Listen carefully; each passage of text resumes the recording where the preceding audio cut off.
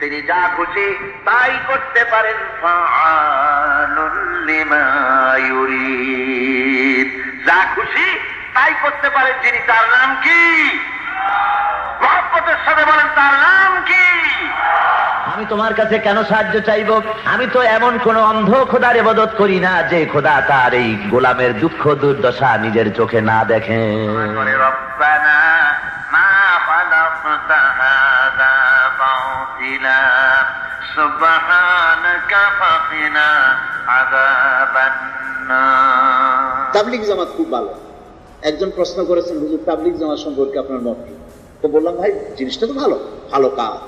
নিজের খেয়ে বাড়ি বাড়ি গিয়ে দাওয়াত দেয়, মোটেই অসুবিধার কাজ না। বাড়িতে না, মসজিদে বসে বসে যে দাওয়াতটা দেয় মানুষের কাছে, খারাপ না, ভালো জিনিস, ভালো জিনিস। Welcome to Favorite Sayeedi Sermons. I'm Abdul Azad, also known as Muhammad Abul Kalam Azad. This video document is about my favorite sermons delivered by Maulana Dilwar Hussain Sayeedi. For those of you that have never heard of him, Maulana Dilwar Hussain Sayeedi is a charismatic sermonizer from Bangladesh and famous in the Muslim world. Like all Muslims, I've been brought up to regard our priests and sermonizers with great respect, and therefore feel and have a deep respect for this particular sermonizer. Maulana Dilwar Hussain Sayeedi is liked and admired, not just by me, but by almost all Bangladeshis, even those that detest the fact that he's professionally involved in the country's politics. Maulana Dilwar Hussain Sayeedi is the first preacher I began listening to on tapes since I was about age 16, and 5 years later I was fortunate to be able to meet and shake hands with the great man at the East London Mosque at age 22.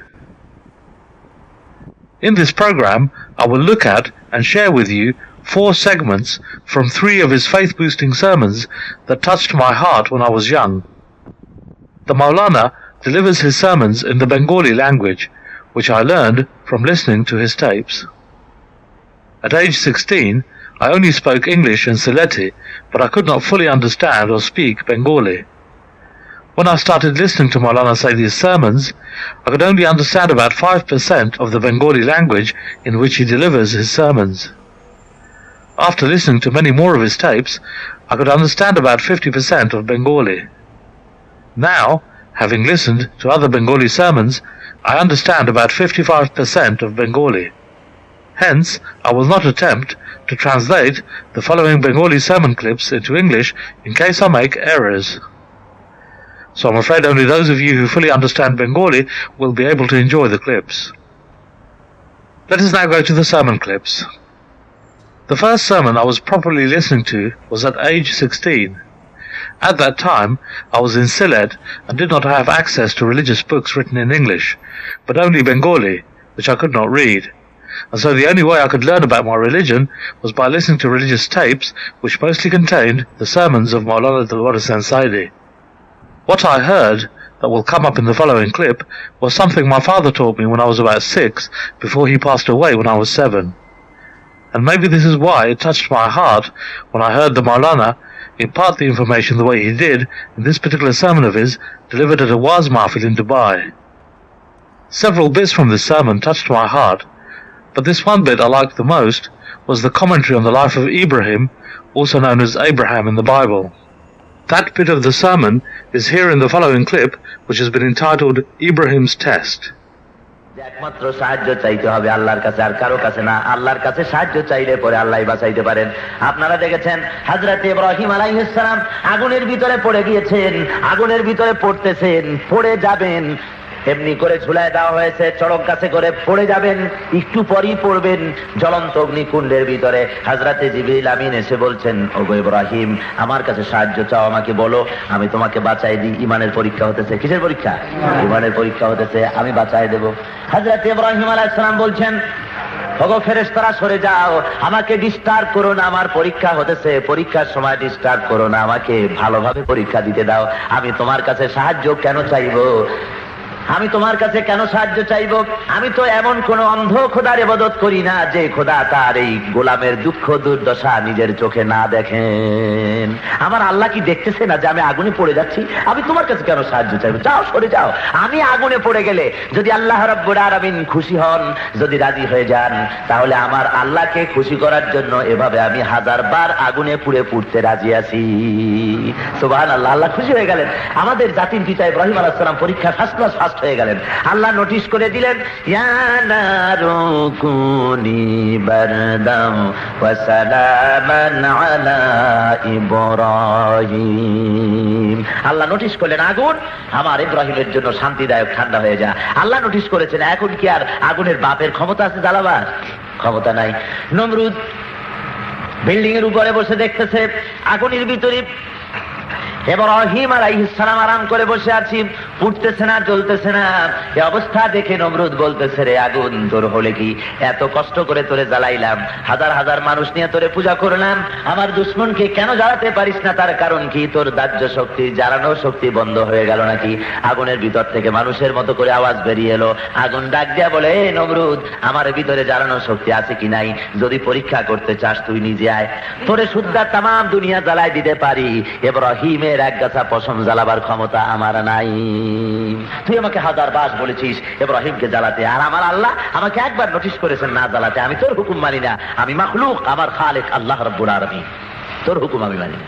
ভাইরা আমার, এইভাবে করে আজও যদি কোনো নমরুদ কোন ইব্রাহিমের অনুসারীকে, ইব্রাহিম আলাইহিস সালামের অনুসারীকে যদি আগুনের ভিতরে ফেলে দেয়, তাহলে আল্লামা ইকবাল রাহমাতুল্লাহ আলাইহি বলেছেন, আজ ভি হো জু ইব্রাহিম কা ইমা पैदा আগ কর सकती है एक अंदाज गुलिस्ता पैदा।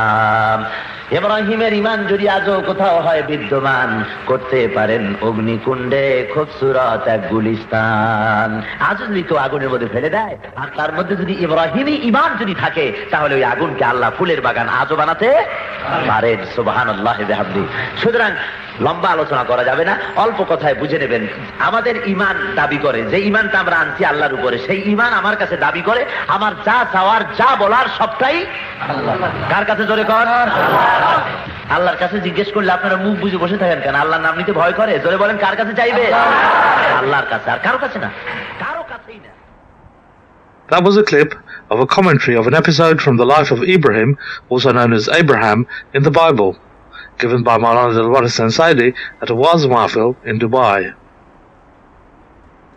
The next sermon I was listening to was at age 21. At the time I was still in Sylhet, where the Maulana was invited to come and deliver his sermon at the Aliyah Madrasa.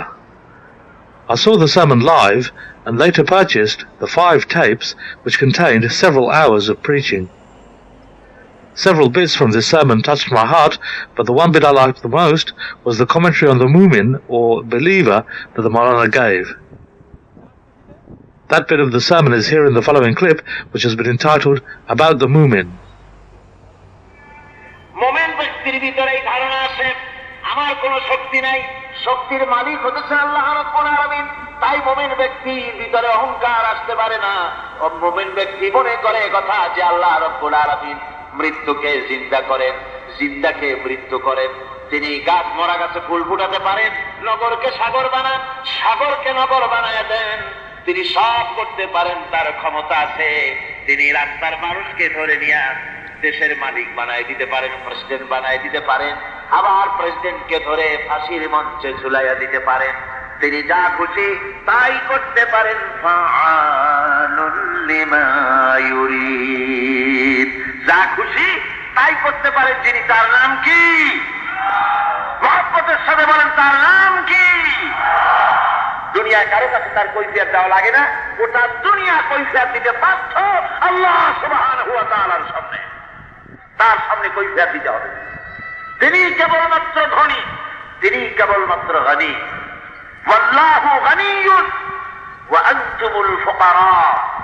আল্লাহ পাকই হচ্ছেন কেবলমাত্র বেনিয়াজ, বেপরোয়া, আর দুনিয়ায় তোমরা সব মুখাপিকি। That was a clip of a commentary about the mu'min, or believer, given by Maulana Abdul Azad Sayeedi at the Aliyah Madrasa in Sylhet. From that same sermon, another bit that I liked was the commentary about the intelligent people that the Maulana gave. That bit of the sermon is here in the following clip, which has been entitled The Intelligent People. যারা নাকি জ্ঞানবান, যারা চিন্তাবান, যারা চিন্তাশীল, যারা জ্ঞানবান, যারা গবেষক, আল্লাহ রাব্বুল আলামিন বলেন তারা অবস্থায়, স্ব-অবস্থায় বা স্ব-অবস্থায়, সর্বাবস্থায় তারা চিন্তা করে, গবেষণা করে, আমার স্মরণ করে, আর চিন্তা করে সিদ্ধান্ত নেয়, ঘোষণা করে, রব্বানা মা খালাকতা হাযা বাতিলা সুবহানাকা ফাকিনা আযাবান নার। তারা বলে রব্বানা মা খালাকতা হাযা বাতিলা, আয় আল্লাহ কোনো কিছুই তুমি অনর্থক সৃষ্টি করনি, প্রত্যেকটার পেছনে উদ্দেশ্য রয়েছে তোমার। রব্বানা মা খালাকতা হাযা বাতিলা, কোনো কিছুই খালি খালি তুমি তৈরি করো নাই, সুতরাং আমাকে জাহান্নামের আগুন থেকে তুমি রক্ষা করো আয় আল্লাহ। সবাই বলেন আমিন। সুতরাং ঈমান আনলে পরে, আল্লাহর প্রতি ঈমান এনেছি বললেই সারলো না, ঈমান আনলে পরে এই কোয়ালিটি, এই গুণ সৃষ্টি হওয়া দরকার, দৃষ্টির প্রসারতা বাড়া দরকার, ঈমানের মজবুতি আসা দরকার, নিরহংকার পূর্ণ জীবন যাপন করা দরকার। অহমিকতা, অহংকার, আত্মম্ভরিতা, গর্ব, রিয়া, কোনো কিছু তার মধ্যে জায়গা পাবে। That was a clip of a commentary about the intelligent people given by Maulana Dilwar Hussain Sayeedi at the Aliyah Madrasa in Sylhet. The next sermon I was listening to was at age 22. At the time I was back in England, where the Maulana was invited to come and deliver his sermon at the East London Mosque.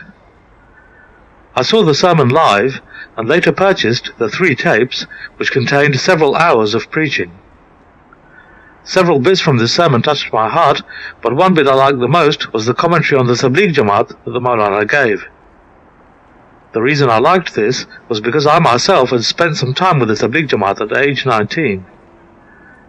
That bit of the sermon is here in the following clip, which has been entitled About the Tabligh Jamaat.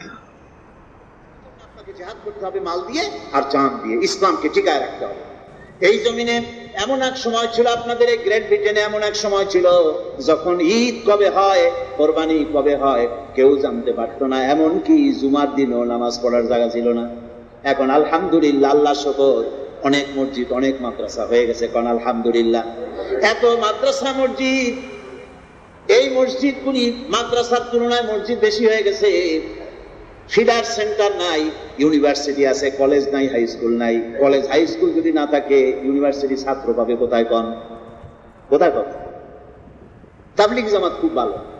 একজন প্রশ্ন করেছেন, হুজুর তাবলিগ জামাত সম্পর্কে আপনার মত কি? তো বললাম, ভাই জিনিসটা তো ভালো, ভালো কাজ। নিজের খেয়ে বাড়ি বাড়ি গিয়ে দাওয়াত দেয়, মোটেই অসুবিধার কাজ না। বাড়িতে না, মসজিদে বসে বসে যে দাওয়াতটা দেয় মানুষের কাছে, খারাপ না, ভালো জিনিস, ভালো জিনিস। তবে কেউ যদি দাবি করে নবীওয়ালা কাম, ভেস্তে যাওয়ার কাম, এটা ছাড়া আর কোনো পথ নেই। এই 6 পয়েন্টের ভেতরেই জান্নাতে যাওয়ার একমাত্র পথ নবীওয়ালা কাম, এছাড়া আর কোনো কাম নেই। এটা যদি বলে মারাত্মক ভুল করবে, মারাত্মক ভুল করবে। কারণ এখানে তো ইনফাক ফি সাবিলিল্লাহ নাই, এখানে জিহাদ ফি সাবিলিল্লাহ নাই, এখানে তা'মুরুনা বিল মা'রুফ ওয়া তানহাউনা আনিল মুনকার নাই। এখানে 6টা পয়েন্ট ইসলাম থেকে বিভিন্ন জায়গা থেকে নেওয়া হয়েছে। এখানে তো পূর্ণাঙ্গ ইসলামের রূপ নাই। এটা প্রাইমারি স্কুল, আর প্রাইমারি স্কুল যদি দাবি করে যে আমি ইউনিভার্সিটি, এর থেকে পাগলামি তো আর কিছুই হবে না। এটা মুকাম্মাল আন্দোলন কাজ করতেছে, ইসলামের প্রাইমারি সেকশনের কাজ চলতেছে। প্রাইমারি আছে বলে হাই স্কুল ছাত্র পায়, হাই স্কুল আছে বলে কলেজ ছাত্র পায়, কলেজ আছে বলে ইউনিভার্সিটি ছাত্র পায়। তবে প্রত্যেকটার আলাদা আলাদা মর্যাদা আছে, আছে না মর্যাদা? বলেন আছে কিনা? আলাদা আলাদা মর্যাদা আছে। এর আবার কয়েকদিন কেউ আছে কয়েকটা চেল্লা দিয়ে মজা লাগছে, কয় যে আলেম ওলামা কোনো কাজেই লাগে না, আলেমদের দিয়ে কি হবে, মাদ্রাসা দিয়ে কি হবে, সব এখানে আসতে হবে। আরে বাবা, মাদ্রাসা আছে বলেই তো মৌলানা ইলিয়াস সাহেব তৈরি হয়েছিল। তাবলীগের ইজাজ যিনি করলেন, কিন্তু মৌলানা ছিলেন, আলেম ছিলেন। মাদ্রাসা না থাকলে আলেমটা হইলো বই দিকে। কথা বুঝতে পারতেছেন আমার? মাদ্রাসা আছে বলেই হয়েছিল। এক মৌলভী সাহেবের দাওয়াত দিয়েছিল এক বিধবা, মিলাদের জন্য। মিলাদ শরীফ পড়ে তারপরে খাইতে দিছে, মুরগি দিয়ে কচু দিয়ে রান্না করছে। তারপরে খাইতে খুব মজা হয়েছে। মৌলভী সাহেব বলছে, বুড়ি তোমার রান্না এত সুন্দর লাগতেছে, তুমি মুরগিটা জবাই না দিলেও পারতা, ঝোল এত মজা লাগতেছে। শুরু এত মজা হয়েছে যে মুরগি জবাই না দিলেই পারতা। বুড়ি কয়, বেকুব মৌলভী কোথাকার, ওই ঝোলে শুরু এত মজা হয়েছে তো মুরগির কারণে, মুরগি না হলে মজা আসতো কই থেকে? কাজী তাবলীগে যায় সেল্লা দিয়ে যে মজা লাগে, মজা তো আসছে মাদ্রাসা থেকে। মাদ্রাসা না থাকলে, আলেম না থাকলে এগুলি পয়দা হতো না। কথা বুঝতে পেরেছেন? সুতরাং মাদ্রাসার সম্মান দিতে হবে, আলেমদের মর্যাদা দিতে হবে, কোনো সন্দেহ নাই। আর একমাত্র জান্নাতে যাওয়ার পথে কথা বলা বেয়াদবি। তাহলে মাদ্রাসা যারা কাজ করছে তারা কি জান্নাতের বাইরে কাজ করছে? যারা মসজিদ ইমামতি করে তারা কি বেহেশতের কাজের বাইরে কাম করতেছে? যারা ওয়াজ নসিহত করে, তাফসীর করতেছে, যারা তাফসীর লিখতেছে, হাদিস শরীফের অনুবাদ লিখতেছে, তারা কি ইসলামের বাইরে কাজ করতেছে? সবাই ইসলামের কাজ করে, আর সকলের প্রতি সকলের শ্রদ্ধা, মহব্বত, ভালোবাসা থাকা উচিত। এমন সুপারিয়রিটি কমপ্লেক্স থাকা উচিত না যে আমার ইসলাম খাঁটি আর ইমাম সাহেব যেটা করে ওইটার সাথে সালামও দেবো। মুসলমান কয় আসসালামু আলাইকুম, সে চাদরে মুখটা ঢাকে আরেক দিকে যায়, মনে করে এত ভালো মুসলমান। নাউযুবিল্লাহ মিন যালিক। এটা কেমন কথা? মানুষের প্রতি মানুষের মহব্বত, শ্রদ্ধা, ভালোবাসা থাকতে হবে। উনি যেটা করছেন সেটাও কাজে লাগবে, আমি যেটা করছি সেটাও লাগবে। পরস্পরের প্রতি শ্রদ্ধা, ভালোবাসা থাকতে হবে। একমাত্র ইসলামের কাজ আমি করি, এই ধারণা ঠিক নয়। কথা বুঝতে পেরেছেন?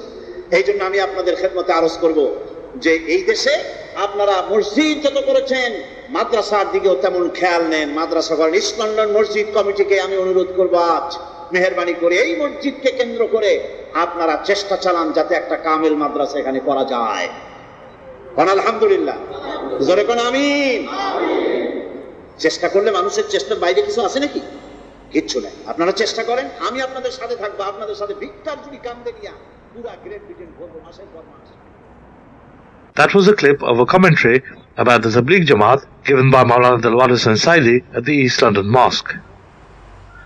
As someone who has spent time with the Tabligh Jamaat, I was pleased that the Maulana expressed a favourable opinion of my favourite Muslim group. It was mainly due to my lack of understanding of the Bengali language that I did not translate these sermon clips into English for my English-speaking audience, and I apologize for that. But if you're one of those lucky people who fully understand Bengali, then hopefully you enjoyed the clips. Those were 4 segments from 3 of his faith-boosting sermons that touched my heart when I was young, that I looked at and shared with you in this program. And so, like I said, Maulana Dalwar Sayeedi is the first preacher I began listening to on tapes since I was about age 16. Maulana Dalwar Sayeedi continues to be liked and admired, not just by me, but by almost all Bangladeshis. I continue to feel and have a deep respect for this sermonizer, like all Muslims who have been brought up to do so. I'd finally like to say to the charismatic and world-famous Maulana from Bangladesh, if he is watching this, Assalamu alaikum, Huzur, you reached ignorant Muslims like me and taught us through your cassette tapes. So you were really our teacher. We love you, our family and relatives love you, and now I hope my audience of this program will love you. Assalamu alaikum. Those were my favourite sermons delivered by Maulana Dalwar Sayeedi that this video document was about. I'm Abdul Azad, also known as Muhammad Abul Kalam Azad, saying thank you for watching Favourite Sayeedi Sermons.